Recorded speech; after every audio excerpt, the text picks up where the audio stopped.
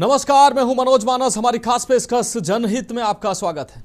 और जनहित में आज हम बात कर रहे हैं भारत का संकल्प, बचत ही विकल्प।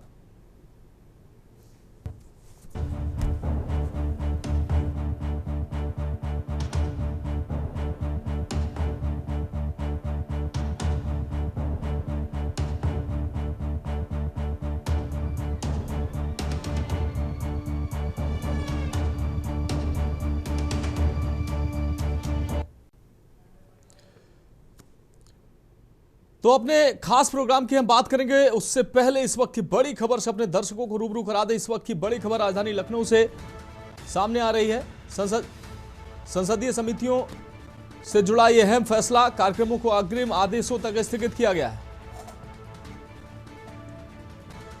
विधानसभा की विभिन्न संसदीय समितियों के लिए ये आदेश दिए गए हैं। लखनऊ से इस वक्त की बड़ी खबर, यूपी सरकार का बड़ा फैसला सामने आया है। संसदीय समितियों के अध्ययन भ्रमण स्थगित कर दिए गए हैं। कार्यक्रमों को अग्रिम आदेशों तक स्थगित किया गया है। इस वक्त की बड़ी और अहम खबर अपने दर्शकों को दिखा रहे। विधानसभा की विभिन्न संसदीय समितियों के लिए ये आदेश दिए गए हैं। यूपी सरकार का बड़ा फैसला, संसदीय समितियों के अध्ययन भ्रमण स्थगित कर दिए गए हैं।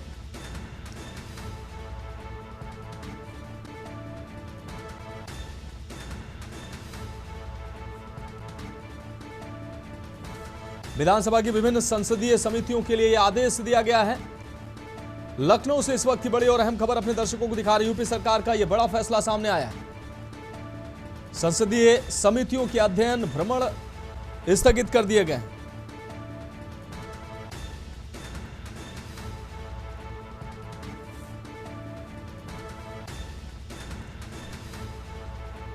तो विधानसभा की विभिन्न संसदीय समितियों के लिए निर्देश दिए गए हैं। और अब हम बात कर रहे हैं अपने खास कार्यक्रम जनहित की, जिसमें आज हम बात करें भारत का संकल्प, बचत ही विकल्प। वैश्विक संकट, पश्चिम एशिया में बढ़ता तनाव, कच्चे तेल की अनिश्चित आपूर्ति और विदेशी मुद्रा पर बढ़ता दबाव। ऐसे दौर में देश के प्रधानमंत्री नरेंद्र मोदी ने देशवासियों से एक ऐसी अपील की है जो सिर्फ बचत नहीं बल्कि राष्ट्रहित में सामूहिक जिम्मेदारी का संदेश बन गई है। सोना कम खरीदिए, पेट्रोल डीजल बचाइए, अनावश्यक विदेश यात्रा टालिए, सार्वजनिक परिवहन अपनाइए, वर्क फ्रॉम होम अपनाइए और संसाधनों का सीमित इस्तेमाल कीजिए। प्रधानमंत्री की इस अपील का असर अब सत्ता के गलियारों से लेकर आम आदमी की जिंदगी तक दिखाई भी देने लगा है। कहीं मुख्यमंत्री अपने काफिले घटा रहे हैं, कहीं मंत्री ई स्कूटर चला रहे हैं, तो कहीं अधिकारी साइकिल से दफ्तर पहुंच रहे हैं। राष्ट्रहित का इसके माध्यम से यह संदेश दे रहे हैं। हालांकि विपक्ष इसे सरकार की आर्थिक विफलता बता रहा है, लेकिन सरकार इसे आने वाले वैश्विक आर्थिक दबाव से देश को सुरक्षित रखने की रणनीति बता रहा है।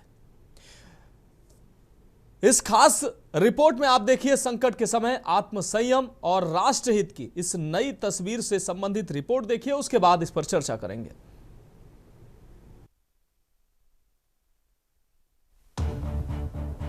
पश्चिम एशिया में गहराता संकट सिर्फ युद्ध या तनाव की खबर नहीं, इसका सीधा असर दुनिया की अर्थव्यवस्था, तेल की कीमतों और विदेशी मुद्रा भंडार पर पड़ रहा है। भारत जैसा बड़ा ऊर्जा आयातक देश इस चुनौती को गंभीरता से देख रहा है और शायद यही वजह है कि प्रधानमंत्री नरेंद्र मोदी ने लगातार दूसरी बार देशवासियों से अपील की कि विदेशी मुद्रा बचाने वाली आदतों को अपनाया जाए। प्रधानमंत्री ने कहा, कम से कम 1 साल तक अनावश्यक सोना न खरीदें, पेट्रोल डीजल की खपत घटाएं, विदेश यात्राओं को सीमित करें, खाद्य तेल का कम इस्तेमाल करें और किसान उर्वरकों का संतुलित उपयोग कर सोलर पंप की ओर बढ़ें। लेकिन अब आज समय की ये भी मांग है कि पेट्रोल, डीजल, गैस ऐसी चीजों का बहुत संयम से इस्तेमाल करें।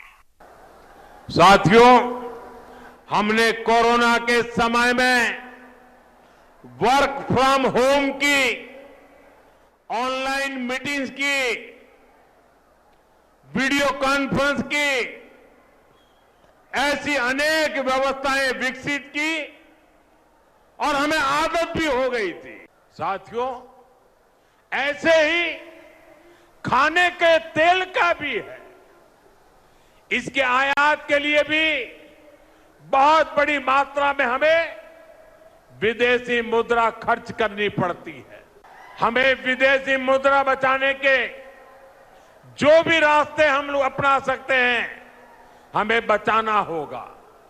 साथियों, गोल्ड यानी सोने की खरीद एक और पहलू है जिसमें विदेशी मुद्रा बहुत अधिक खर्च होती है। वैश्विक संकटों से जो चुनौतियां आई है, हमें उन चुनौतियों को परास्त करना होगा। साथियों, भारत सरकार खेतों में डीजल पंप की जगह सोलर पंप की योजना चला रही है। प्रधानमंत्री की अपील सिर्फ भाषण तक सीमित नहीं रही, बल्कि इसकी शुरुआत सत्ता के सबसे ऊंचे स्तर से हुई। सूत्रों के मुताबिक प्रधानमंत्री ने अपने काफिले में गाड़ियों की संख्या लगभग आधी करने के निर्देश दिए हैं। साथ ही इलेक्ट्रिक वाहनों के इस्तेमाल को बढ़ाने पर जोर दिया है। गृह मंत्री अमित शाह ने भी अपने सुरक्षा काफिले में कटौती की है। केंद्र सरकार के मंत्रालयों में ईंधन बचत अभियान शुरू हो चुका है और बीजेपी शासित राज्यों में भी इसका असर दिखाई देने लगा है। उत्तर प्रदेश में मुख्यमंत्री योगी आदित्यनाथ ने बड़ा फैसला लेते हुए वीआईपी फ्लीट में 50% तक कटौती के निर्देश दिए हैं। सरकारी बैठकों को ऑनलाइन करने, सप्ताह में एक दिन नो व्हीकल डे मनाने और सार्वजनिक परिवहन को बढ़ावा देने की पहल शुरू हो चुकी है। मध्य प्रदेश में मुख्यमंत्री मोहन यादव ने अपने काफिले की गाड़ियों की संख्या घटा दी है। राजस्थान में मुख्यमंत्री भजनलाल शर्मा ने अनावश्यक सरकारी वाहनों के उपयोग पर रोक लगाने के निर्देश दिए हैं। तो बिहार में मुख्यमंत्री के साथ ही उप मुख्यमंत्री विजय कुमार चौधरी और अन्य नेताओं ने आधिकारिक यात्राओं को सीमित करने का फैसला किया है। सिर्फ सरकार ही नहीं, बल्कि मंत्री, अधिकारी और आम लोग भी इस मुहिम से जुड़ते दिखाई दे रहे हैं। मध्य प्रदेश के ऊर्जा मंत्री प्रद्युम्न सिंह तोमर ई स्कूटर चलाते नजर आए। दिल्ली में मंत्री मेट्रो व ई रिक्शा से सफर कर रहे हैं। छत्तीसगढ़ में कई पुलिस अधिकारी साइकिल से दफ्तर पहुंच रहे हैं और देश के अलग अलग हिस्सों में जज, नौकरशाह और आम नागरिक भी पेट्रोल बचाने का संदेश दे रहे हैं। ये तस्वीरें सिर्फ प्रतीक नहीं, बल्कि उस मानसिकता का संकेत है जहां संकट के समय देश हित को निजी सुविधा से ऊपर रखा जा रहा है। हालांकि विपक्ष सरकार पर हमलावर है। विपक्ष का कहना है कि अगर देश की अर्थव्यवस्था मजबूत है तो फिर जनता से सोना न खरीदने, ईंधन बचाने की अपील क्यों की जा रही है। विपक्ष इसे सरकार की आर्थिक और विदेश नीति की विफलता बता रहा है। लेकिन सरकार और उसके समर्थकों का तर्क है कि दुनिया के अस्थिर हालात में समय रहते संसाधनों की बचत करना ही समझदारी है। सरकार का कहना है कि ये संकट से डरने का नहीं, बल्कि संकट के लिए तैयार रहने की नीति है। इतिहास गवाह है, जब जब देश पर संकट आया है तब तब भारत ने सामूहिक त्याग और अनुशासन की मिसाल पेश की है।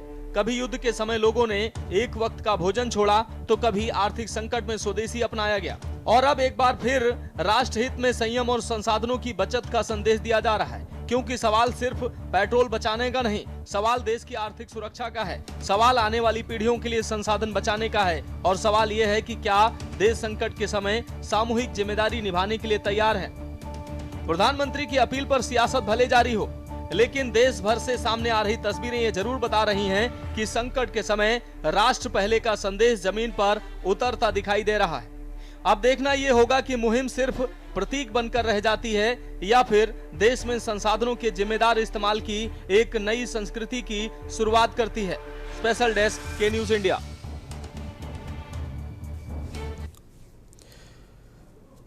तो भारत का संकल्प बचत ही विकल्प, और इसकी तरफ भारत बढ़ता दिखाई दे रहा है। प्रधानमंत्री की अपील के बाद उसका असर जो है वो कहीं ना कहीं अब दिखाई दे रहा है। तमाम मंत्री, तमाम जनप्रतिनिधि, चाहे तमाम ऑफिसों के जो है कर्मचारी, जज हों और जज से लेकर निचले तबके के तमाम अधिकारी जो है वो मैसेज दे रहे हैं और प्रधानमंत्री के इस संदेश को संकल्प मानकर आगे बढ़ते नजर आ रहे हैं। और कहीं ना कहीं जिस तरीके से प्रधानमंत्री ने कहा कि मुश्किल समय में हम देशवासियों को संयम के साथ इन तमाम चीज़ों की बचत करनी होगी, विदेशी मुद्रा बचानी होगी, और ये संदेश जो है कहीं ना कहीं अब असर करता नजर आ रहा है।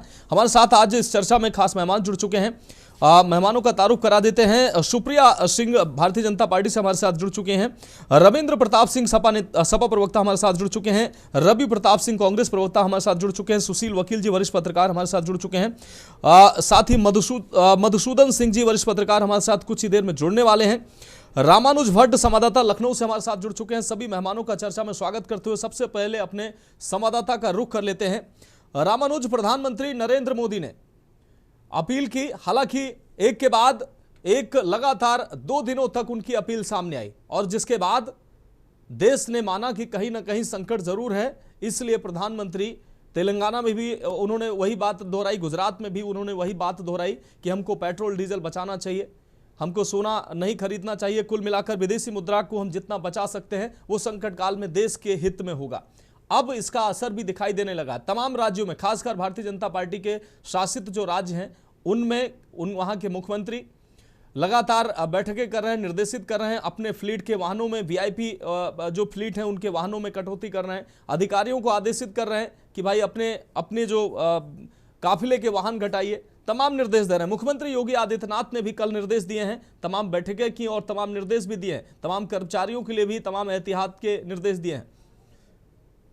रामानुज मनोज की जिस तरीके से ये आर्थिक संकट जो तेल का और इसके साथ साथ अगर बात की जाए जो खाद्य पदार्थ यानी कि जो ऑयल है उनका जो दिक्कत हो रही है उसको लेकर प्रधानमंत्री ने जो है ये आह्वान किया था। और ऐसे में जो देश की आर्थिक स्थिति तभी मजबूत रह पाएगी जब जो निवेश होता है, जो इसके साथ साथ जो है आयात और निर्यात होता है वो डॉलर में होता है और डॉलर अगर संचित रहेगा तभी जाके जो है अर्थव्यवस्था और मजबूत होगी। और ऐसे में जो खाड़ी देश का संकट गहराया हुआ है, ईरान, इजराइल और अमेरिका का जो युद्ध है वो कहीं ना कहीं भारत को जो है प्रभावित कर रहा है। और ऐसे में इसके लिए जो है प्रधानमंत्री ने अपील की है कि जो भंडारण है उस पर भी ध्यान रखा जाए ताकि लोग जो है डीजल पेट्रोल जो है वो कम से कम खपत करें। और ऐसे में सबसे पहले प्रधानमंत्री ने इसकी शुरुआत अपने आप से ही की है और अपनी फ्लीट जो उनकी जो सुरक्षा के जो दृष्टिकोण से जो 3 फ्लीटें चलती हैं उसमें से जो है आधी करवाई है। और ऐसे में फिर गृह मंत्री ने भी यही कदम उठाया, रक्षा मंत्री ने भी यही कदम उठाया और इतना नहीं, केंद्र के जितने भी मंत्री हैं, जितने भी कार्यालय हैं, सब में ये कदम उठाया गया है कि सुरक्षा तो ठीक है लेकिन सुरक्षा पर जो खर्च अतिरिक्त पड़ रहा था उसको जो है कम किया जाए। और ऐसे ही उत्तर प्रदेश के मुख्यमंत्री योगी आदित्यनाथ ने जो है वो एक बड़ा डिसीजन लिया था कल बैठक में, जो सभी विभागों के प्रमुख सचिव थे उस दौरान जो उन्होंने साफ कहा कि आधी जो है वो फ्लीटें हैं जो सुरक्षा में गाड़ियां हैं उनको आधा कर दिया जाए, जो भी प्रोटोकॉल के तहत रहें, चाहे वो Z+ सिक्योरिटी हो, चाहे Z सिक्योरिटी हो, Y+ सिक्योरिटी हो या Y सिक्योरिटी, इन सभी के अंदर जो है कमी की जाए। और गोपन विभाग को जो है इसकी फाइल भेज दी गई है, आज शाम तक जो है पत्र भी जारी हो जाएगा कि सभी जो है मंत्री अपनी सुरक्षा जो है वो कम कर दे, जो वाहन लेकर चलते हैं वो आधे कर दिए जाएं। और मुख्यमंत्री ने भी खुद जो है इसका जो है लागू किया है और मुख्यमंत्री ने खुद इसका पालन किया है।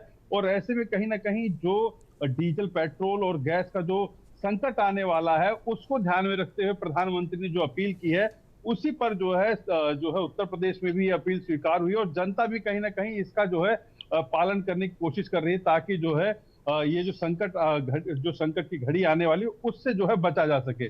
और ऐसे में मुख्यमंत्री ने कहा कि वर्क फ्रॉम होम का जो कल्चर है उसको जो है अडॉप्ट करें ज्यादा से ज्यादा लोग। तो आप समझिए कि मनोज की सारी स्थिति ये है कि उत्तर प्रदेश के अंदर धीरे धीरे जो है फिर से जो है वर्क फ्रॉम होम और अनावश्यक जो है बाहर ना निकलना, जो है डीजल पेट्रोल की खपत कम करना, इस पर खासा ध्यान दिया जा रहा है और इसकी शुरुआत जो है आज से माना जा रहा है व्यापक तरीके से हो जाएगी। जी बिल्कुल रामानुज, इस तमाम जानकारी के लिए बहुत शुक्रिया। जुड़ने के लिए हमारे साथ फिलहाल हमारे साथ खास मेहमान जुड़े हैं, उनका रुख कर लेते हैं। सुप्रिया सिंह जी हैं, भारतीय जनता पार्टी से जुड़ी हुई हैं। सुप्रिया सिंह जी, प्रधानमंत्री वैश्विक जो संकट चल रहा है उसको लेकर प्रधानमंत्री ने देश से आह्वान किया। उन्होंने कहा कि देश हित में, आदेश नहीं दिया उन्होंने, देश हित में उन्होंने कहा कि अपील की, लोगों से, देशवासियों से अपील की कि देश में जो वैश्विक संकट है तो देश में कहीं ना कहीं ये संकट का प्रभाव देश पर भी है, उसको लेकर उन्होंने अपील की। तमाम अपील हैं, आप भी जानती हैं क्या क्या उन्होंने अपील की हैं, उसका असर कहीं ना कहीं अब देखने को मिल रहा है। खासकर भारतीय जनता पार्टी के शासित जो प्रदेश हैं वहाँ के मुख्यमंत्री, वहाँ के जो ब्यूरोक्रेट्स हैं, तमाम राज्यों के जो हाई कोर्ट और जिला जज हैं वहां से तस्वीरें आ रही हैं कि वो साइकिल से चल रहे हैं। वाहनों के फ्लीट वाहनों के जो हैं वो घटाए गए हैं, 10 वाहन है तो 4, 3, 2 किए गए हैं। प्रधानमंत्री ने अपने यहाँ से इसकी शुरुआत की है, अपने जो काफिले के वाहन को उन्होंने आधा किया है और आदेशित किया है कि अधिक से अधिक गाड़ियां जो है वो इलेक्ट्रिक व्हीकल होनी चाहिए। देश हित में देश के तमाम नागरिक भी इसका पालन करते नजर आ रहे हैं। कैसे देखती हैं आप इसको?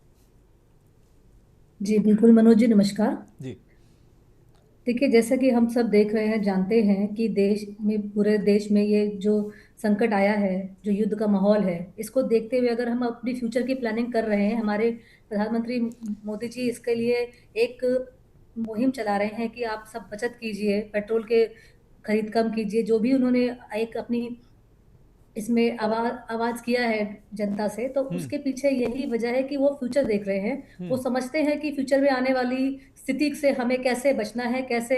ये एक अच्छे नेतृत्व की निशानी है कि वो आज को लेके, आज में नहीं बल्कि फ्यूचर में आने वाली जो संकट है उससे कैसे बचा जाए, उसके लिए भी वो सोच रहे हैं। जैसे कि हम सब जानते हैं कि तेल की कीमत भी बढ़ रही है, सप्लाई चेन भी प्रभावित हो रही है कहीं ना कहीं। तो ऐसे में सरकार की सबसे प्राथमिकता है कि वो तैयारी करे। जी यही एक जिम्मेदारी सरकार के नेतृत्व है जो हम सबके सामने है। और इसके लिए मेरा ये मानना है कि हम सबको सहयोग करना चाहिए। और हम देख भी रहे हैं कि सारे उत्तर प्रदेश में काफी चीजें लागू हो गई हैं। इन्होंने अपने खुद से अपने काफिले की गाड़ियां कम करी हैं। गृह मंत्री अमित शाह जी ने भी अपने राज्य में गाड़ियों को कम यूज करने के लिए कहा है। वर्क फ्रॉम होम की बात भी आपके माध्यम से सबने जानी है। तो ये चीजें, ये पहल है एक अच्छी सोच की, एक लॉन्ग टर्म विजन की। क्योंकि जब हम अपने विजन को क्लियर और लॉन्ग टर्म रखेंगे, तभी हम एक अच्छा नेतृत्व और अच्छा एक एनवायरमेंट प्लेटफॉर्म दे पाएंगे, जहाँ पे जितनी भी जनता है वो सुरक्षित और सिक्योर रहेगी। ठीक है, ठीक है, आपकी बात आ गई। हमारे साथ रवि प्रताप सिंह जी, कांग्रेस प्रवक्ता, जुड़े हैं। रवि प्रताप सिंह जी, हम आपके पास आएंगे। प्रधानमंत्री की अपील और उसके बाद जो है विपक्ष की प्रतिक्रिया, और विपक्ष लगातार इस टाइमिंग को लेकर सवाल करता रहा है कि जब प्रधानमंत्री ने इस वक्त आकर ये अपील की है, ये अपील पहले की जा सकती थी। और लगातार विपक्ष कह रहा है कि 5 राज्यों के चुनाव थे, इसलिए शायद ये संकट नहीं बताया जा रहा था। संकट था तो इसको समय से, लेकिन उसके बावजूद भी प्रधानमंत्री ने अपील की है। और ऐसा नहीं है कि प्रधानमंत्री नरेंद्र मोदी से पहले प्रधानमंत्री जो रहे हैं उन्होंने इस तरीके की अपील नहीं की है। गृह मंत्रियों और फाइनेंस मिनिस्टर जो रहे उन्होंने अपील नहीं की है। लेकिन आज जो प्रधानमंत्री नरेंद्र मोदी ने अपील की है, वैश्विक संकट है, इसको देशवासियों को पॉजिटिव लेना चाहिए। और इसका असर खासकर अब दिखने लगा है भारतीय जनता पार्टी शासित प्रदेशों में। जो मुख्यमंत्री हैं और मंत्री हैं, विधायक हैं, जनप्रतिनिधि हैं, लगातार वो प्रधानमंत्री की अपील के बाद या तो पब्लिक ट्रांसपोर्ट का इस्तेमाल कर रहे हैं, कोई स्कूटर से जा रहा है। मध्य प्रदेश के हाई कोर्ट के जो जज हैं वो संदेश देते नजर आए साइकिल से चलते हुए। तो ये पूरा देश जो है कहीं ना कहीं अब उसको, प्रधानमंत्री की अपील को देश हित में मानते हुए उसको पालन करते हुए आगे बढ़ता नजर आ रहा है। कैसे देखते हैं आप इसको? मनोज जी, आप 3 मिनट तक मुझसे प्रश्न पूछ रहे थे, तो मैं उम्मीद करता हूं कि कम से कम 3.25 मिनट मेरी बात भी रखने का मुझे अवसर देंगे। ये जान लीजिए कि प्रधानमंत्री मोदी जी ने इस देश को गुमराह किया 28 फरवरी 2026। गुमराह किया, गुमराह इन द सेंस कि जब हम लोग कहते थे कि देश पे वैश्विक संकट आने वाला है, तो ये कहते थे कि हम लोग देशद्रोही हैं। जब किसी ने कहा कोरोना जैसी स्थिति आ गई, तो फडणवीस जी के राज्य में उसके खिलाफ FIR किया गया। उत्तर प्रदेश में धरपकड़ शुरू कर दी गई थी। जब हमारे यहाँ रिजर्व नहीं है, स्ट्रेटेजिक रिजर्व सिर्फ 9 दिन का है, 60 दिन से ज्यादा हम रख नहीं पाते हैं। चाइना जाकर के 1 साल तक का रिजर्व रखता है। तो ये देश को बताना चाहिए था कि हमारे पास वास्तव में, जब गैस की हम पैदावार नहीं करते, 89% इंपोर्ट करते हैं, एक्सपोर्ट हमारा हो नहीं रहा है, तो वैश्विक संकट आएगा, इसमें कोई संदेह नहीं। और इससे पूर्व की सरकारों ने, जब लाल बहादुर शास्त्री जी ने देश को कहा था कि अमेरिका गेहूं देना बंद कर दिया है, तो वो ये नहीं कहे थे कि नहीं नहीं हमारे पास गेहूं है, वो ये कहे थे कि गेहूं नहीं है, भुखमरी के शिकार हो रहे हैं, एक वक्त की खाना मत खाइए। देश 1 दिन का उपवास करने लगा। लेकिन आदरणीय नरेंद्र मोदी जी और इनकी पूरी सरकार, पूरा अमला कल तक कहता था कि सब कुछ गुलाबी है, कोई संकट नहीं है, सारा रिजर्व हमारे पास भरा पड़ा है। आज यकाएक 4 मई को जब रिजल्ट आए हैं, तो 1 हफ्ता भी नहीं बीता और 10 और 11 तारीख को प्रधानमंत्री जी सरेंडर करते हुए नजर आए। और जानते हैं क्या क्या सरेंडर किया? सबसे पहले बोला कि आप ऊर्जा तो छोड़ दीजिए, सोना मत खरीदिए। ये बताइए, शादी ब्याह का मौसम है, गरीब आदमी अपनी बेटी का ब्याह करता है तो मांग में मंगटीका, नाक में नथिया और कान में झुमका दे करके विदा करता है। आज जो अपनी बेटी का शादी करेगा तो क्या लोहे का गहना देगा? और प्रधानमंत्री जी लिख करके बताएं कि क्या 1 साल बाद सोने का दाम कम हो जाएगा? जो हमारी माताओं बहनों का शादी होगा क्या होगा? ये प्रधानमंत्री जी का जुमला है। दूसरा करे कुकिंग ऑयल कम करिए। अरे भाई, फॉर्चून बनाने वाले अडानी जी आज याद आए हैं आपको? पहले याद आ जाते।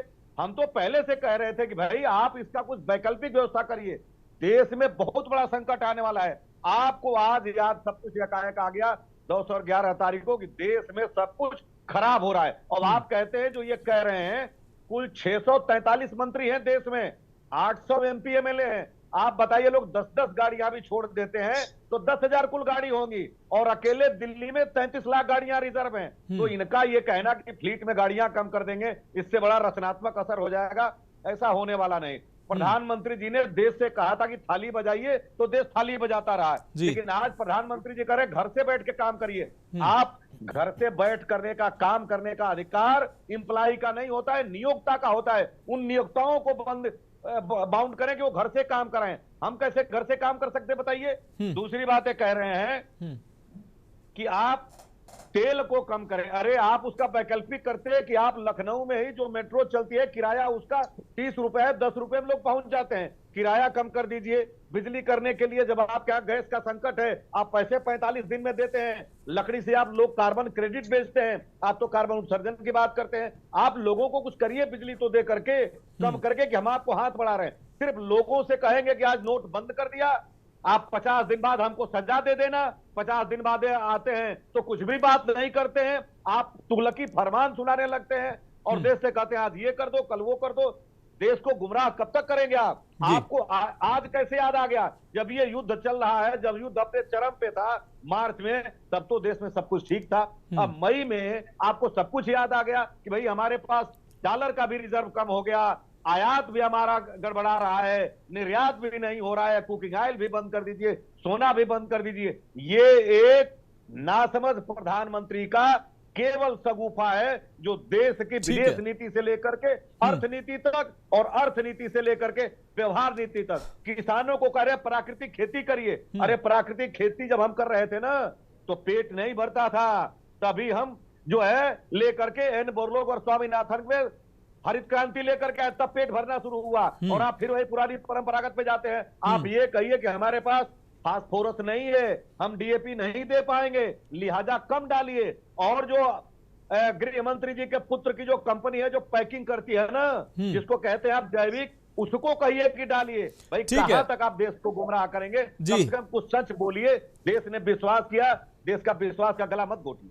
ठीक है रवि प्रताप जी, आपकी बात आ गई और इसीलिए पहले से ही हमने जो समय है ये जो अपील का, वो समय उसको लेकर जो लगातार विपक्ष निशाना साध रहा है, इसीलिए उस भूमिका को मैंने पहले ही बता दिया था। शायद मनोज भाई, कल तक हम अपराधी थे ये बात कहते थे, तो हाँ निश्चित रूप से और आज ये लोग लगातार कर रहे हैं। बताइए। ठीक है, रविंद्र प्रताप सिंह जी आपके पास आते हैं। रविंद्र प्रताप सिंह जी, रवि प्रताप जी ने जो कहा ये तो सच है कि पहले जब कोई कह रहा था, कोई भी इस तरीके से कह रहा था कि कहीं ना कहीं संकट की स्थिति है, ऊर्जा संकट है देश में, तो ये कहा जा रहा था कि अफवाहें मत फैलाइए। और उसके बाद प्रधानमंत्री जब अपील करते हैं, हालांकि देश उसको उस तरफ बढ़ भी चला है, देश इसको मानता भी है, लेकिन विपक्ष लगातार उस समय, जिस समय ये अपील की गई है, उस समय को लेकर लगातार प्रतिक्रिया दे रहा है और कह रहा है कि अगर आर्थिक संकट में देश था, डॉलर की समस्या थी, तेल की समस्या थी, ये ऐसे हालात थे, तो युद्ध तो 3 महीने से चल रहा था, अब जाकर अपील की। मनोज भाई एक सेकंड, ये देश केवल 600 मंत्री देश नहीं है, 800 एमपी देश नहीं है, देश यहाँ की जनता है। हाँ निश्चित रूप से, निश्चित रूप से जन से ही देश बनता है। रविंद्र प्रताप सिंह जी, आपसे मेरा सवाल, और दूसरी तरफ अब जब प्रधानमंत्री ने अपील की है तो उसका असर कहीं ना कहीं, और शुरुआत अपने आप से की है, बीजेपी शासित मुख्यमंत्रियों ने, मंत्रियों ने इसकी शुरुआत कर दी है, और इसका असर कहीं ना कहीं जमीन पर दिखाई देने लगा अपील का। लोग मान रहे हैं कि अगर देश संकट में है तो हम, पहले भी इस तरीके के अपीलें हुई हैं तो देश खड़ा हुआ है देश हित में। रविंद्र जी। मनोज जी, प्रधानमंत्री जी की जो अपील है यह स्वयं में साबित करती है कि उनकी आर्थिक नीतियां विफल हैं, उनकी विदेश नीति विफल है, उनकी आंतरिक नीतियां विफल हैं जी। और प्रधानमंत्री मोदी की आत्ममुग्धता और अहंकार का परिणाम है। अब एक अकेला सब पर भारी हो चुका है, 140 करोड़ पे भारी हो चुका है। और इस भारी होने के एवज में जो अपील की गई है उसका एक बार फिर आपदा में अवसर के मॉडल पे इवेंट कर रही है भाजपा सरकार है, भाजपा मंत्री। ये साइकिल से चलने से और घोड़ा से चलने से और पैदल चलने से किसी देश की आर्थिक स्थिति सुधरती नहीं है। तो आपदा में अवसर बनाते बनाते झूठ बोलो, जितना चाहो उतना झूठ बोलो, ऐसे करके ये बताना चाह रहे हैं कि नहीं साहब आप तो सुधर जाएंगे, पैदल चलेंगे सब सुधर जाएंगे। जब चाहो तब झूठ बोलो, जैसे चाहो वैसे झूठ बोलो। नहीं आ रहे रवि जी आप सुन लीजिए, रविंद्र जी को भी सुन लीजिए। अब हमारे प्रधानमंत्री जी के खून में व्यापार दौड़ता था, वो व्यापार तो दौड़ते दौड़ते कहां से ले आया, 15 लाख रुपए से 0 लाख रुपए पे आ गए, 2 करोड़ नौकरियों से 0 नौकरियों पे कह रहे हैं आ जाए, घर बैठ जाइए मतलब बोल रहे हैं। और किसानों की आय दुगनी हो से 0 बैठ जाइए, बता रहे खाद नहीं दे पाएंगे। ये इनकी उसी नीति का परिणाम है, विदेश नीति का, जिसके तहत हम 2019 से पहले ईरान से डॉलर में नहीं रुपए में सौदा करते थे, गैस का और पेट्रोलियम, क्रूड पेट्रोलियम का। लेकिन अमेरिका का पिट्ठू बन के मोदी जी ने इस सौदे को निरस्त कर दिया, ईरान से संबंध खराब कर लिया। 2022 से हमने सोवियत रूस तो नहीं कर सकते, रशिया से रुपए में और रूबल में खरीदना शुरू किया था पेट्रोलियम प्रोडक्ट। नई नई कंपनियां भी मोदी जी की आ गई थी, नायरा वगैरह करके जी। अडानी जी सबसे बड़े इंपोर्टर बन गए थे रूस से। तो अपने ग्रेट फ्रेंड डोनाल्ड ट्रंप के दबाव में रूस से भी अपना देश की जनता को धोखा देते हुए रूस से भी आयात करना छोड़ दिया क्रूड पेट्रोलियम। आप कह रहे हैं साहब कि पेट्रोलियम नहीं है। अरे जब 28 फरवरी को ये धमाका शुरू हो गया, इनके मित्र इजराइल जहां गए थे, जिसके 4 दिन बाद ये घटना घटित हुई, जब हमला कर दिया ईरान पे, तो आप ईरान के साथ 1 सेकंड के लिए नहीं खड़े हुए, जो आपको रुपए में सौदा करता था।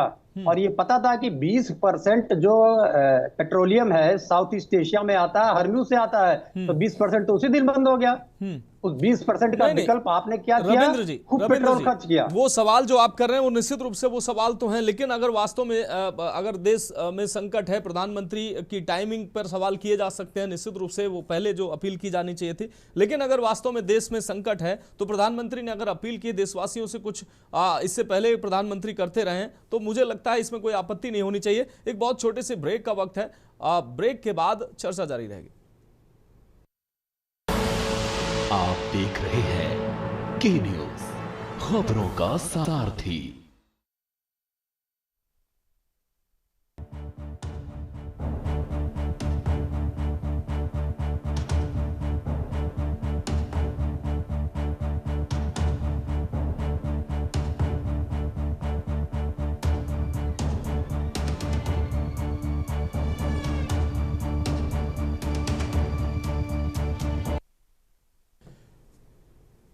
तो ब्रेक के बाद जनहित में एक बार फिर से आपका स्वागत है। हम बात कर रहे हैं भारत का संकल्प बचत ही विकल्प, और सीधे चर्चा का रुख करेंगे। उससे पहले एक दर्शक संजय यादव जी कानपुर देहात से हमारे साथ जुड़े हुए हैं। संजय जी अपनी बात रख सकते हैं। सर के न्यूज को नमस्कार, सारे दर्शकों को नमस्कार। मैं ये कहना चाहता हूँ सर, मोदी जी ने बिल्कुल ठीक बोल दिया, मानता हूँ। पर जितने विधानसभा हो चाहे लोकसभा हो, जितने बार ये जीतते हैं ना, उनकी पेंसिल जो आती है ना, 4-4 बार की पेंसिल सांसद भी लेते, विधायक भी लेते और ले भी रहे हैं। और ये जब मर्जी जब अपनी तनख्वाह बढ़ा देते, इसमें कुछ लगाम लगाएंगे क्या? उन कटौती करके जनता को कुछ, गरीब जनता को कुछ देंगे क्या? बिल्कुल, बहुत शुक्रिया संजय जी अपने विचार रखने के लिए। तो दर्शक निश्चित रूप से जागरूक दर्शक भी सवाल कर रहे हैं कि नेताओं मंत्रियों को भी अपने लिए जो लगातार वो सुविधाएं विकसित करते हैं उसके लिए उनको उसमें भी उनको कटौती करनी चाहिए। सुशील वकील जी वरिष्ठ पत्रकार हमारे साथ जुड़े हुए हैं। सुशील जी, हम आपका रुख कर रहे हैं। सुशील जी, मौजूदा समय प्रधानमंत्री ने जिस तरीके से देशवासियों से अपील की उसको लेकर एक तरफ भारतीय जनता पार्टी शासित जो प्रदेश हैं वहाँ के मंत्री हों, विधायक हों, या तमाम हाईकोर्ट जो जिलों के जज हैं वो साइकिल से यात्रा कर रहे हैं, कहीं ना कहीं प्रधानमंत्री की अपील से जुड़ते दिखाई दे रहे हैं। और वो कह रहे हैं कि अगर राष्ट्र हित में ये अपील की गई है तो निश्चित रूप से इसको संकल्प मानकर बढ़ेंगे। इससे पहले भी देश ने इस तरीके के समय को जब भी देखा है, देशवासी मजबूती से खड़े हुए हैं। दूसरी तरफ विपक्ष कह रहा है कि ऐसे समय पे, चुनाव के बाद, चुनाव से पहले भी संकट था लेकिन चुनाव के समय पर सब कुछ ठीक था, चुनाव के बाद अपील की गई है। लेकिन सुशील वकील जी, इससे पहले आज अभी तो वैश्विक जो संकट है, युद्ध काल की स्थिति, इससे पहले युद्ध काल की स्थिति नहीं रही है। मनमोहन सिंह जी रहे हों या उससे पहले के भी प्रधानमंत्री रहे हों, आप जानते हैं उन्होंने पेट्रोलियम पदार्थ वो देश में नहीं बनता, विदेशों से आता है, सोना भी हमें विदेशों से ही आयात करना पड़ता है, तो इसके लिए समय समय पर अपील की गई है। तो प्रधानमंत्री की अपील से इतनी आपत्ति क्यों है विपक्ष को? सुशील जी, फोन अनम्यूट कर लीजिए सुशील जी।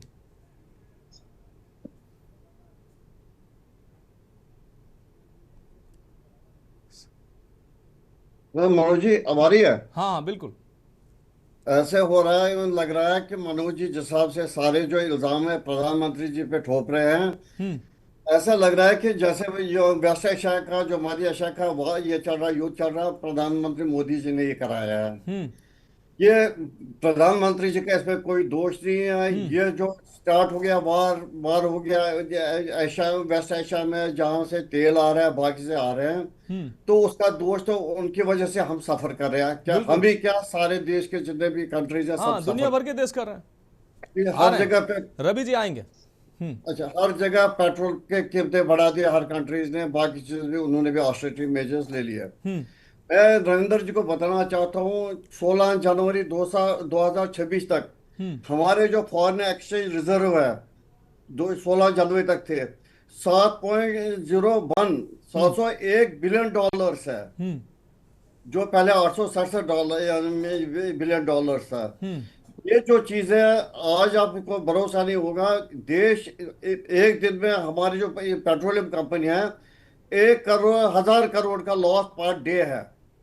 क्योंकि युद्ध जो है ये तो नहीं रुकने वाला नहीं, युद्ध काफी देर तक आगे बढ़ेगा। इवन अगर युद्ध रुक भी जाएगा, लेकिन इसका जो इम्पैक्ट होगा कम से कम 8 महीने साल तक चलता रहेगा। हाँ, निश्चित रूप से हमें देखना है, लॉन्ग पे पॉलिसीज की ओर हमें देखना है।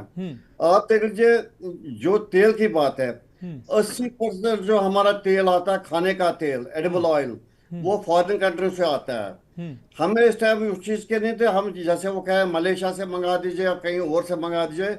मेन जो चीज है वो हमारा जो फॉरेन एक्सचेंज है, अगर हम ऐसे पर डे नुकसान उठाते जाएंगे, जो हमारे रिजर्व है आहिस्ते आहिस्ते सारे खत्म होने जाएंगे। जैसे पाकिस्तान की आज हालत है, $7 बिलियन पे वो रुक गया, तो हमें भी वही स्थिति देखनी होगी। और दूसरा चीज, उसकी वजह से क्या होगा, फिर इन्फ्लेशन वगैरह बढ़ जाएगा। अब जो प्रधानमंत्री ने जो बात की, या जो ऑस्टेरिटी मेजर अपील की, हालांकि वो मैं भी मानता हूँ कि थोड़ा इलेक्शन से पहले होना चाहिए था, कि लोग पहले ही होशियार होते, लेकिन अब हो गया, चलो देर आए दुरुस्त आए। क्योंकि ऐसा चीज है, ये जो चैरिटी है, it should begin from the home.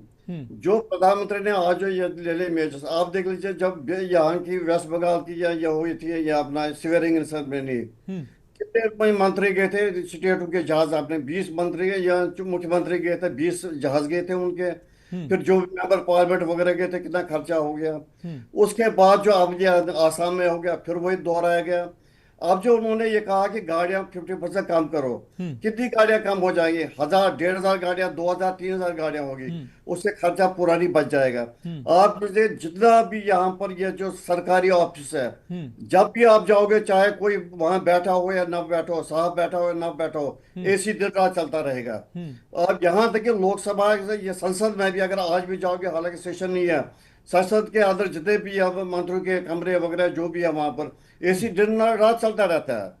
अब जो मुखिया अपने योगी जी ने कहा कि मॉल वगैरह जो कमर्शियल एस्टेब्लिशमेंट है, वहां पर लाइटिंग वगैरह मत लगाओ जी, जो बिजली का झूल वगैरह होता है वो बंद कर दो। लेकिन ये चीज बताओ, उससे कितना पावर चढ़ेगा? मेन जो चीज है वो यहाँ से चीजें हो जाते हैं। अब प्रधानमंत्री ने जो सोना वगैरह, सुशील वकील जी, जब हम चर्चा कर रहे थे प्रधानमंत्री का अपील के बाद, लगातार हम लोग इस पर डिबेट करते आए हैं, तो ये सवाल उठ रहे थे कि प्रधानमंत्री अपने से शुरुआत क्यों नहीं करते हैं, अपने राज्यों के मुख्यमंत्रियों से शुरुआत क्यों नहीं कराते हैं? अब वो शुरुआत हो चुकी है, और ये मुझे लग रहा है तमाम जो जज है साइकिल से चल रहे हैं, ये जो है ये मैसेज देने का प्रयास। कुछ गाड़ियों की कटौती करने से क्या फर्क पड़ेगा? जितना भी बाकी जो खर्चे हैं, जैसे मैं कह रहा हूँ, जो बिल्डिंगों में एसी दिन रात चलता है, बाकी से उनमें कटौती करो। हाँ और जो बिल्कुल। बहुत सारे ऐसे भी चीजें हैं जिनपे कटौती, आप देख लीजिए, जैसे प्रधानमंत्री ने कहा पब्लिक सेक्टर ट्रांसपोर्ट यूज करो। सरकारी मुलाजिम को 9 साढ़े 9 बजे सारे दफ्तर पहुंचना होता है। जब सारा लोड ट्रेनों पे पड़ेगा, मेट्रो पे पड़ेगा, अगर सरकारी मुलाजिम 11 बजे साढ़े 11 बजे ऑफिस पहुंच जाएगा, उसकी सैलरी कट जाएगी, डांट पड़ जाएगी। ये चीजें, सारी चीजें पहले ये तय करो कि कैसे क्या करना है, ताकि ये चीज आया, टाइम आया कि सबको निपटना पड़ेगा। क्योंकि ये जो वार है, वार की वजह से बड़ा फर्क पड़ेगा। देख लीजिए, पहले कॉस्ट बढ़ेंगे, इन्फ्लेशन बढ़ेगी, जो भी ये चीजें लोग जो ऑफिस में काम करें वो घर से करेंगे, लेकिन फिर सरकारी लोग भी हाथ से काम करें। जो इमरजेंसी एसेंशियल सर्विसेज है उनको कंटिन्यू रखो। ये नहीं होना चाहिए कि कुछ ही स्कूलों पे या किसी लोगों पे उनका ये रहेगा कि उन्हीं पे ये कर लो। बाकी नहीं, जो रोक तो सुशील जी किसी पे अभी तक लगी नहीं है, लेकिन सरकारी ऑफिसों में, बैंकों में इसमें धीरे धीरे जो है पाबंदियां लगाना आप शुरू कर रहे हैं कि अनावश्यक आप मीटिंगें मत करिए, अनावश्यक इधर उधर आना जाना बंद करिए। अभी उत्तर प्रदेश से खबर सामने आई, संसदीय समितियों के भ्रमण और अध्ययन की जो अध्ययन का जो था वो सब कुछ रोक दिया गया है। इसी के तहत ये फैसला लिया है। इसके अलावा ऐसे तमाम फैसले लिए जा रहे हैं। देखिए आगे, मनोज जी, आगे बहुत संकट आने वाला है। आप देखिए, हमारे जो है क्रूड ऑयल है, हमारा 3 महीने कितने चलेगा स्टोर जो हमारे पास है। 3 महीने तक अगर ये युद्ध जिस हिसाब से सीज फायर नहीं हो रहा, अगर युद्ध आगे बढ़ गया, ये चीजें सारे चीजें, क्रूड ऑयल हमारा खत्म हो जाएगा, फिर हम सड़क पे आएंगे। उसके बाद जो हमारा एलपीजी गैस है, जो घरेलू गैस लगता है, 60 दिनों के लिए हमारे पास रिजर्व कुल है। 2 महीने जाएंगे, उसके बाद लोग कहाँ जाएंगे? तो गांव में कहीं लगते हैं, लकड़ चलाएंगे। निश्चित रूप से ये तमाम संकट हैं। और जब अपील प्रधानमंत्री ने की तो ये तैयारियां क्या हैं? आ रहे हैं रवि जी, आ रहे हैं रवि जी, ये तैयारियां क्या हैं उसको भी उसको लेकर भी बात होनी चाहिए। रवि प्रताप जी, हम आपके पास आ रहे हैं, सुप्रिया जी के पास बाद में जाएंगे, कुछ कहना चाह रहे हैं आप? मैं मनोज भाई ये कहना चाहता हूं अपने मित्र से, वकील साहब से, कि भारत के पास तो 3 महीने पेट्रोलियम को रिजर्व रखने की क्षमता है ही नहीं। जमीन के नीचे 25 दिन, जमीन के ऊपर 25 दिन, 50 दिन और 27 दिन का जो साइकिल लगता था उसको लेके रखते थे। वो 27 दिन तो अब हट गया। जब हम जिस दिन से बुक करते हैं, लोड होता है, शिप में आता है, अनलोड होता है और जाता है रिफाइनरी तक, वो 27 दिन होता है। हमारे कहने का मौलिक मुद्दा ये था। सिंह साहब, अगर ऐसी बात है, फिर कांग्रेस के वर्कर, कांग्रेस के नेता क्यों नहीं सड़कों पे आते हैं? जो आप यहाँ टीवी पे बोल रहे हैं, कांग्रेस को आके लोगों को बताना चाहे कि ऐसी बात सच्चाई है। सड़कों पे आ रहे हैं, कोई देख नहीं रहा है। 3 दिन से तो मैं ही सड़क पे घूम रहा हूँ, कोई नहीं।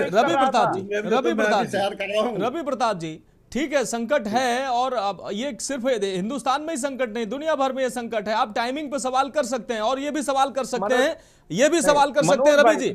रवि प्रताप जी, सुन लीजिए मेरा एक सवाल सुन लीजिए, उसके बाद जवाब दीजिएगा। सवाल ये हो सकते हैं, इस अपील की टाइमिंग पे सवाल हो सकते हैं, और तैयारियां जो हैं, पब्लिक ट्रांसपोर्टर इस्तेमाल करेंगे तो उसके लिए तैयारियां कितनी हैं, ये तमाम तैयारियों पे भी सवाल कर सकते हैं आप, और सरकार से जवाब मांग सकते हैं कि भाई इसके लिए आपने क्या अपील की, इसकी तैयारियां क्या हैं।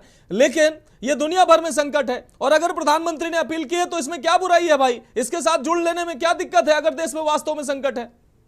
मनोज भाई, कोई बुराई नहीं है, और हम और आप और पूरा देश हमारा जुड़ेगा। हमारा संप्रभु राष्ट्र है, बड़ा समझदार राष्ट्र है, सब जुड़ेंगे। लेकिन हमारे कहने का सिर्फ ये मतलब है कि जब हम कह रहे थे तो आप हमको देशद्रोही कह रहे थे। आज आप कह रहे हैं तो सारा राष्ट्र खड़ा हो जाए। जब रसिया का और यूक्रेन का युद्ध चल रहा था तो $10 क्रूड ऑयल का कीमत आ गया था, तब तो आप एक साइज बढ़ा के गरीब जनता को 1 रुपया भी लाभ नहीं दिए। 94 रुपया से 110 रुपया लोग पेट्रोल खरीद रहे। आज अगर बढ़ गया तो आप भाई तौबा मचा रहे हैं। तब तो आपके अंबानी जी उसको प्यूरिफाई करके और भेज रहे थे यूरोप में। दूसरी बात कि ये बताएं कि जिस तरह से आपने किसान जो 3 कानून थे, आपने माफी मांगा। आप देश को कहिए कि मुझे आकलन करने में थोड़ी सी चूक हो गई, जो ये आकलन है हमारा गलत रहा, आप लोग साथ बढ़िए और प्लान बी बताइए। प्लान ए तो आपने रेस्ट्रिक्ट कर दिया, प्लान बी बताइए कि ये चीजें हैं कि हम पब्लिक ट्रांसपोर्ट की आधी किराया कर देते हैं, बिजली में थोड़ी रियायत दे देते हैं, उसके बाद जो पब्लिक ट्रांसपोर्ट में 2 शिफ्टिंग कर देते हैं, नौकरी वाले सुबह जाएंगे फिर दोपहर में जाएंगे, हमारा काम बिना रुके, तब तो लोगों को लगेगा। आप रोकने की बात करते हैं, लेकिन उसका आप कोई विकल्प नहीं देते हैं, और आप सिर्फ ये समझते हैं कि जो आप कहेंगे देश वही अंधभक्त होकर मानेगा, तो ऐसा होने वाला नहीं है। देश ने जून में जब 2020 में कोरोना आया, आपने कहा कुछ नहीं होगा, ताली बजाया, थाली बजाया। 7 जून को आपने देश को रोडों पे छोड़ दिया, आप लोग घुस गए घरों में, कोई नहीं आया। आप जैसे हमारे जैसे कोई गरीब आदमी रोडों पे उनको एक बोतल पानी दे रहे थे, और जो हमारे लोग थे अपने सूटकेस पे बच्चों को लेकर के सूरत अहमदाबाद से घर जा रहे थे। वही हाल अब आएगी। ये नैरेटिव बना रहे हैं कि 2-3 महीने बोलेंगे और उसके बाद देश को छोड़ देंगे कि हमने पहले आपको बता दिया था। तो वहां इनके ये जुमलेबाजी से हमको दुख है, इनके समय से दुख है, इनके दो तरफे बात करने से दुख है, हमें इनके आवाहन से दुख नहीं है। देश में संकट है, सब लोग खड़े होंगे और सामना करेंगे निश्चित रूप से। बहुत महत्वपूर्ण रवि प्रताप जी, बहुत महत्वपूर्ण बात आपने की है। और देश में पहले भी संकट रहा है, तो देशवासी मजबूती से खड़े हुए हैं। कोई किसी की भी सरकार रही हो, देशवासियों ने उस आह्वान को माना है। सुप्रिया सिंह जी, रवि प्रताप जी ने जो कुछ बातें जो कही है, मैं उनसे पूरी तरीके से सहमत हूं। प्रधानमंत्री ने अपील की, निश्चित रूप से पूरा देश उनके अपील के साथ खड़ा है। विपक्ष टाइमिंग के लिए सवाल कर रहा है, निश्चित रूप से सवाल भी जायज है और बनता भी है। लेकिन उसके साथ साथ प्रधानमंत्री ने कहा है कि पब्लिक ट्रांसपोर्ट का इस्तेमाल करिए। देश की आबादी बड़ी है, पब्लिक ट्रांसपोर्ट में, ट्रेनों में तमाम स्थितियां ऐसी हैं, मेट्रो में तमाम स्थितियां ऐसी हैं। आम आदमी जो मेट्रो का किराया अभी बता रहे थे रविंद्र जी कि बहुत ज्यादा है, तो इसके लिए भी लोगों को जो विकल्प जो है और तैयारियां क्या हैं अगर संकट है, ये भी तो मुख्यमंत्री स्तर से, प्रधानमंत्री के स्तर से या जिस भी स्तर से लोगों के सामने वो भी बातें तो आनी चाहिए। बेहतर ये होता कि एक दिन लगाते, दूसरे दिन विकल्प देते। हाँ ठीक है, देखिए विकल्प भी आएगा, सारी बातें आएंगी। आप पहले एक बार सुन लीजिए धैर्य से, मैंने आपकी पूरी बात सुनी। मेरा आपसे ये कहना है कि पहले इनका सवाल ये था कि ये आज क्यों आया, अभी क्यों आया, पहले क्यों नहीं आया। फिर इनका सवाल ये था कि भाई ये अपने घर से क्यों नहीं शुरू करते, अपने मंत्रियों को क्यों नहीं बोलते। आज जब सारी चीजें धीरे धीरे हो रही है तो इनका स्टैंड कहीं किसी और पॉइंट पे जा रहा है। अरे पहली बात सिर्फ इतनी है कि आज अगर देश में कोई संकट आने की स्थिति बन रही है, जो पूरी दुनिया में, पूरे विश्व में बन रही है, तो इसके लिए यहाँ पे राजनीति जरूरी नहीं है, यहाँ समर्थन जरूरी है। पर विपक्ष को केवल राजनीति करनी है।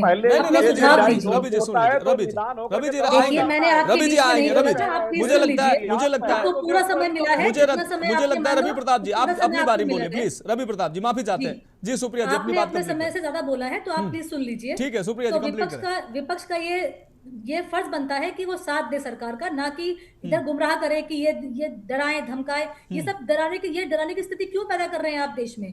अगर प्रधानमंत्री जी एक अपील कर रहे हैं, मेरा एक सिंपल सा कहना है कि हमने पहले भी आपके सामने वोकल टू लोकल की बात करी है, आत्मनिर्भर भारत की बात की है। तो ये सब क्या है, ये सब देश को सशक्त बनाने के लिए बात की गई है। आप इसको राजनीति से क्यों जोड़ते हैं। अगर आज कोई अपील की जा रही है जनता से और जनता उसको समर्थन कर रही है, हम अपने घर से भी शुरू कर रहे हैं। अगर एक अच्छी पहल कर रही है, हम अपने घर से भी बात करते हैं कि एक कमरे में बैठे हैं, अगर दूसरे कमरे की लाइट जल रही है तो हम खुद बोलते हैं कि लाइट बंद कर देनी चाहिए, बचत करनी चाहिए। अगर हम देश में बचत की बात कर रहे हैं, अगर हम पैसे बचाने की बात हमारे मोदी जी कर रहे हैं, तो इसमें कौन सी गलत भावना है। आपने सरकार का विरोध करते देश विरोध में आ गया। आप ये नहीं समझ पा रहे हैं कि ये हम सबके हित की बात हो रही है, पूरे देश के हित की बात हो रही है। पर आपको सिर्फ और सिर्फ विपक्ष में बैठ के राजनीति करनी है। नहीं सुप्रिया जी, विपक्ष कह रहा है कि संकट तो लंबे समय से था, लेकिन जब आप कहते हैं तभी संकट है क्या, या संकट पहले से भी था। देखिए मैं आपसे फिर वही बात कर रही हूँ कि देश के लिए, देश में जितनी भी मुहिम की बातें हो रही हैं, प्रधानमंत्री जी जो अपील कर रहे हैं, वो शुरू से हमेशा से हर विषय पे करते आए हैं। चाहे वो कोविड की बात हो, चाहे वो वोकल टू लोकल की बात हो, चाहे आत्मनिर्भर की बात हो। लेकिन विपक्ष का काम सिर्फ और सिर्फ इसमें अपना इस विषय को भटकाना है, मुद्दे से भटकाने की बात करनी है। अब ये पूछ रहे हैं कि रोड मैप क्या है, आगे की प्लानिंग क्या है। अरे भैया पहले आप समर्थन की बात कीजिए, प्लानिंग भी आएगी। ये तो भाई विपक्ष का तो अधिकार है पूछने का, ये तो पूछेगा ही विपक्ष, ये तो सुप्रिया जी पूछेगा ही विपक्ष कि ठीक है आपने अपील कर दी, अपील कर दी। हाँ आप एक छोटी सी बात ये समझिए कि ये जो आज बात की जा रही है कि आप पेट्रोल बचाइए या ये सब, तो ये इससे सिर्फ और सिर्फ एक पैसे की बात नहीं है। ये हमारे आगे फ्यूचर के भविष्य के लिए भी ये हमारे पर्यावरण में इसका बहुत बड़ा इम्पैक्ट पड़ने वाला है। अगर सरकार इस विषय में सोच रही है और आगे बढ़ रही है तो आप साथ दीजिए। नहीं क्या बात कर रही है मेरी बहन। नहीं अच्छाइयाँ नहीं, मैं कह रहा हूँ कि संकट के समय अच्छाइयों का समर्थन तो कीजिए। देखिए चश्मा जो है देखने के लिए मुझे लगता है नहीं सुप्रिया जी मुझे लगता है यही विपक्ष आरोप लगाता है कि अब आप अच्छाइयां गिनाना शुरू कर देंगे और वही आप कर रही हैं। निश्चित रूप से संकट है और इसका सामना सभी देशवासियों को करना चाहिए, विपक्ष को भी एक साथ आना चाहिए। एक दर्शक सुदीप साहू जी गाजियाबाद से जुड़े हैं। सुदीप जी अपनी बात रखें। सर मैं बहुत ये बात कहती है कि ये इन्होंने अच्छा तो किया है, लेकिन इससे इनकी लोकप्रियता का भी पता चल जाएगा किसके समर्थक हैं। हमने परमाणु युद्ध हुआ, परमाणु विस्फोट किया, उसमें भी हमने कसरत करके दिखाया और अमेरिका का मुकाबला किया जी। लेकिन अब हमें घरेलू मोर्चे पर मुकाबला करने की जरूरत है और चुनावी जो खर्चा होता है, अभी शुभेंदु अधिकारी जी जब नंदीग्राम सीट छोड़ेंगे और एक सीट रखेंगे, जो खर्चा हुआ वो कहाँ से जाएगा? वो तो आम जनता का ही पैसा गया है, पेट्रोल खर्चा किया आपने, सब खर्चा किया है, अब एक छोड़ देंगे आप सारा। 2-2 सीट से लड़ रहे हैं, 4-4 सीट से लड़ रहे हैं, ये फिजूल खर्ची नहीं है तो क्या है ये? इससे भी रोक लगनी चाहिए। बिल्कुल, बहुत शुक्रिया सुदीप जी। जागरूक दर्शक हैं, लगातार देश हित से जुड़े जो मुद्दे होते हैं उस पर अपनी राय रखते हैं। रविंद्र जी हम आपके पास आना, रवि प्रताप जी आ रहे हैं। रविंद्र जी बाद में रविंद्र जी कहेंगे कि मुझे थोड़ा ही समय दिया गया।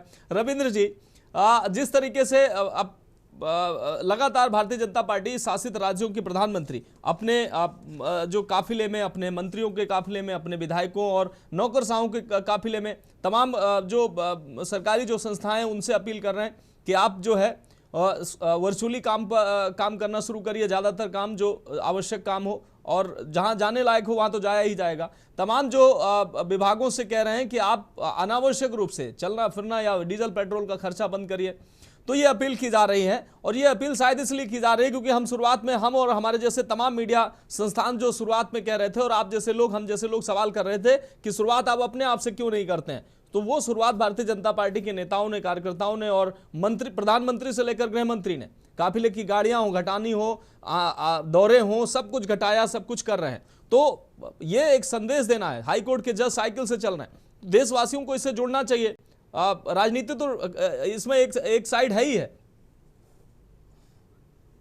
पिछली बार की तरह रोक मत दीजिएगा। पिछली बार 3 पॉइंट मैंने छोड़ दिया था, बता दे रहा हूं जी। मोदी जी का अहंकार और दूरदर्शिता। हमको 48 लाख करोड़ रुपए से कर्जदार थे और हम 255 लाख करोड़ कर्जदार हो गए। प्रति व्यक्ति जो कर्ज था वो करीब 50,000 रुपए प्रति व्यक्ति था, अब लगभग 4.8 लाख रुपए प्रति व्यक्ति है। ये है अदूरदर्शिता का सबसे सूक्ष्मतम परिणाम जी। दूसरा, विदेशी कर्ज जो हमारे ऊपर बता दिया कि लगभग प्रति व्यक्ति 4,80,000 रुपए हो गया। नेट एफडीआई 98% घट गई साहब। अभी बता रहे थे हमारे वकील साहब कि नहीं वो विदेशी हमने पैसा बहुत सारा रख लिया है, एफडीआई भाग गई साहब, पैसा ही नहीं है, विदेशी आदमी लगाने को तैयार नहीं है। ये 3 बातें बताइए। अब जरा जो आप 2 प्रश्न बार बार पूछ रहे हैं कि अपील में क्या बुराई है और जज साहब साइकिल से जा रहे हैं, जरा इसका भी सुन लीजिए। अपील में ये बुराई है कि मोदी जी 2015 से 2025 में पूरे दुनिया का 1/3 देश घुमाए हैं, 70 से ज्यादा देशों में घुमाए हैं, करीब 1,000 करोड़ रुपए खर्च हुआ है। उसमें नहीं बता रहे हम कितनी कटौती करेंगे। नहीं उसमें की है ना कटौती। अभी मौजूदा संकट का काल है, पहले संकट काल नहीं था। अब वो स्वयं कर रहे हैं और देशवासियों से भी अपील कर रहे हैं। यही बताना था उनको ना कि हम 70 देश घूम के आए थे, अब देश घूमने नहीं जाएंगे। अब आइए दूसरे पे जी। दूसरा, उनके सिक्योरिटी पे करीब 1.5 करोड़ रुपया प्रतिदिन खर्च होता है, मतलब लगभग 500 करोड़ रुपया खर्च होता है साल का। कितनी कटौती करेंगे ये सबसे पहले बोलना था उनको, वो भी नहीं बोला उन्होंने। पहले प्रश्न का जो बार बार आप एक प्रश्न कर रहे हैं कि क्या अपील में क्या बुराई है, यही 2 बड़ी भारी बुराई है। सबसे ज्यादा पैसा यहाँ खर्च हो रहा है देश का। फिर आप करें जैसे आप साइकिल से जा रहे हैं साहब, बैंक वाले भी साइकिल से जा रहे हैं, फलाना साइकिल से जा रहा है, आपके कार्यालय वाले भी साइकिल से आने लग जाएंगे। तो जानते हैं किसी भी एस्टेब्लिशमेंट का पर मिनट एक्सपेंडिचर होता है। जब वहां का आदमी देर से पहुंचेगा या अपनी प्रोडक्टिविटी वहां नहीं निकालेगा, एक जज साहब को 183, मैं लोअर कोर्ट की बात कर रहा हूँ, 183 फैसले जरूर करने होते हैं साल में। अगर वो नहीं करेगा तो अभी तो पेंडेंसिटी बढ़ी हुई है, ये भी पेंडेंसिटी बढ़ जाएगी। जब वो बैंक पे पैसे लोग नहीं निकाल पाएंगे तब जो आर्थिक मार पड़ेगी देश के ऊपर। जैसे कोरोना में -23% हमारी जीडीपी चली गई थी, आज तक रिकवर नहीं हो पाई है। तो जो आप कह रहे हैं कि सब साइकिल से चले जा रहे हैं और सब... रविंद्र जी, ये एक मैसेज देना होता है, ऐसा नहीं कि जैसा आप रोज उसी से साइकिल से ही जाएंगे। एक मैसेज देना है कि भाई जज जा रहे हैं तो मैंने बता दिया ये इवेंट है, आपदा में अवसर है। नहीं, तो इससे पहले मनमोहन सिंह ने किया था, उस समय वैश्विक संकट नहीं था। वैश्विक संकट जरूर था, कोई युद्ध काल की स्थिति नहीं थी, तब भी ये आपदा में अवसर था क्या? तब प्रधानमंत्री के साथ देश नहीं जुड़ा था क्या? आज उसको राजनीति से आप जोड़ रहे हैं।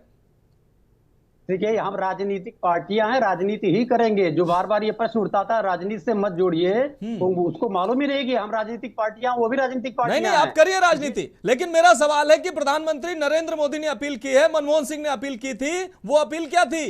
वो उस अपील में राजनीति नहीं थी क्या? प्रणब मुखर्जी उस समय अपील कर रहे थे, राजनीति नहीं थी क्या? इंदिरा के समय में भी ऐसी स्थिति बनी थी, राजनीति नहीं थी क्या? रविंद्र जी, ये हमारा प्रश्न हमसे पूछिए। और कुछ भी बोलना है तो बता दें हम आपको, क्योंकि आप मुझसे ज्यादा तो आप बोल चुके हैं, मेरे पूरे स्लैब में आप देख लीजिए। नहीं, तो सवाल करना मेरा काम है सर। चलिए, तो सवाल करिए, तब जवाब भी सुन लीजिए तब। नहीं, मैंने कहा जब मनमोहन सिंह ने अपील की थी, उस समय क्या देश उनके साथ नहीं खड़ा हुआ था? उस समय विपक्ष ने क्या होगा हो अल्लाह, लेकिन ऐसा नहीं है कि विपक्ष ने अपनी राजनीति की, लेकिन सिर्फ ये कह देना कि प्रधानमंत्री ने अपील की है और ये जो विफल है पूरी तरीके से। मैं इस पे बात कर रहा हूं। यही प्रश्न आप 4 बार मुझसे कर चुके हैं इसी बार में, तो जवाब दीजिए ना। जब उसका जवाब दे दीजिए। जवाब सुन लीजिए। आप सुनी तो नहीं रहे? जैसे मैं बोल रहा हूं, सुनाइए रविंद्र जी, सुनाइए रविंद्र जी। उसका जवाब सुन लीजिए। जब प्रधानमंत्री मनमोहन सिंह जी ने किया था, जब आदरणीय लाल बहादुर शास्त्री जी ने किया था, तो ऐसे प्रचार कर रहे थे क्या बैठ के टीवी पे? ऐसे प्रचार हो रहा है जैसे भी प्रचार हो रहा है। संसाधन जो थे उसके माध्यम से किया गया था। जो प्रचार हो रहा है वो कभी भी नहीं घटित होगा। वो ऐसे कहा था 50 दिन में हमको थप्पड़ मारिएगा चौराहे पे खड़ा करके, कुछ भी नहीं हुआ। कहा सारे नोट नकली बनने बंद हो जाएंगे। नकली नोट बन रहे हैं, कोई आतंकवादी गतिविधियां नहीं घटित हुई हैं, बंद हुई हैं। आप खुद कह रहे हैं कि नक्सलाइट एक्टिविटीज बढ़ गई है और इन्फिल्ट्रेशन बढ़ गया है। आप बता रहे थे नोट छापना बंद कर देंगे। तो हर बार झूठ बोलो, इवेंट करो, प्रचार कराओ। ठीक, और आप जानते कहां जा रहे हैं? सुन लीजिए एक बार जरा मौका दे दीजिए। कहां जा रहे हैं? प्रधानमंत्री मोदी पुतिन के रास्ते पे देश को ले जा रहे हैं। 1 साल बाद ऐसे करते करते पुतिन की तरह अपने को गैर जैविक है ना, तो गैर जैविक प्रधानमंत्री घोषित कर देंगे। जब तक मैं जिंदा हूं तब तक प्रधानमंत्री रहूंगा। उसी रास्ते पे चल रहे हैं। ठीक है, रवि प्रताप जी कुछ कहना चाह रहे हैं आप? मैं मनोज भाई ये कहना चाहता हूं कि इससे पहले आजाद भारत में जिस भी प्रधानमंत्री ने देश से अगर कोई अपील किया, उससे पहले विपक्ष को कटघरे में खड़ा होकर के देशद्रोही कदापि नहीं कहा। एक भी उदाहरण नहीं है, दावे के साथ कहता हूं। दूसरी बात कि जब 9 दिसंबर 2006 को सच्चर कमेटी की रिपोर्ट के बाद एनडीसी में मनमोहन सिंह जी कह रहे थे, तो ये कह रहे थे कि हमारी नीतियां केंद्र की ऐसी होनी चाहिए जो दबे कुचले दलित और मुसलमानों का भी विकास हो। उसको हमारे ऊपर आज तक थोपा गया कि हम केवल मुस्लिम तुष्टिकरण करते हैं। हम जब फरवरी में बात कर रहे थे कि देश के सामने प्रेस कॉन्फ्रेंस करिए, मौजूदा स्थिति को प्राकट्य करिए और बताइए कि देश किस परिस्थिति में है, देश के लोग समझेंगे, तो आप कहीं मुकदमा कर रहे थे, कहीं पुलिस भेज रहे थे कि हम गुमराह कर रहे हैं, तब हम बिल्कुल देशद्रोही हो गए थे। आज आपको यकायक आपका इवेंट मैनेज हो गया, जब 10 तारीख तक सारे मुख्यमंत्रियों ने लगभग शपथ ले लिया, तो आपको यकायक याद आ गया कि आप रोज ही कुछ ना कुछ बोले जा रहे हैं। कल तक आपको कुछ याद नहीं आ रहा था। तो अगर आप ये राजनीति करेंगे तो हम ये बात तो कहेंगे। इससे पहले भी देश इकट्ठा हुआ है। ऑपरेशन सिंदूर में आपने साथ मांगा, देश ने आपका साथ दिया। जब आपने ट्रंप ने सीज फायर कर दिया, आपने देश को नहीं बताया, तब हमने मुंह खोला। उसके पहले किसी ने कुछ नहीं कहा। आज आप प्लान लाइए, प्लान कहिए देश के सामने, कोई विरोध करे तब तो ये आप रहेंगे, हम रहेंगे, ना रहें, बट देश रहेगा। विकास देश का होना चाहिए और देश फर्स्ट है। न मोदी जी का है, न हमारा है, न आपका है, न कांग्रेस का है। निश्चित रूप से हम रहे ना रहे, ये देश रहे, ये देश निरंतर उन्नति करता रहे, देश प्रगति करता रहे, यही सभी कामना करते हैं, पक्ष हो या विपक्ष हो। लेकिन अगर सत्ता पक्ष अगर ऐसे पैदा करेगा तो निश्चित रूप से उन सवालों के जवाब भी विपक्ष मांगेगा। इससे पहले जब सवाल किए जा रहे थे कि क्या देश में संकट है, ऊर्जा संकट है, ये कहा जा रहा था कि नहीं, अफवाहें मत फैलाइए। हालांकि प्रधानमंत्री ने अपील की है, प्रधानमंत्री की अपील से देश के एक एक नागरिक जो है पहले भी जुड़ते रहे हैं देश संकट काल में, और मुझे लगता है इस बार भी प्रधानमंत्री की अपील के बाद असर दिखना शुरू हो गया है। लेकिन कहीं ना कहीं तैयारियां भी प्रधानमंत्री को और तमाम मुख्यमंत्रियों को बतानी चाहिए कि अब जब संकट काल है हम क्या क्या तैयारियां कर रहे हैं, ताकि लोगों को अनावश्यक दिक्कतें ना हो, लोग जो है देश जो है देशवासी सफर ना करें। बहुत शुक्रिया इस खास चर्चा में जुड़ने के लिए हमारे सभी मेहमानों का। इस खास चर्चा में इतना ही, मुझे दीजिए इजाजत और आप देखते रहिए के न्यूज इंडिया।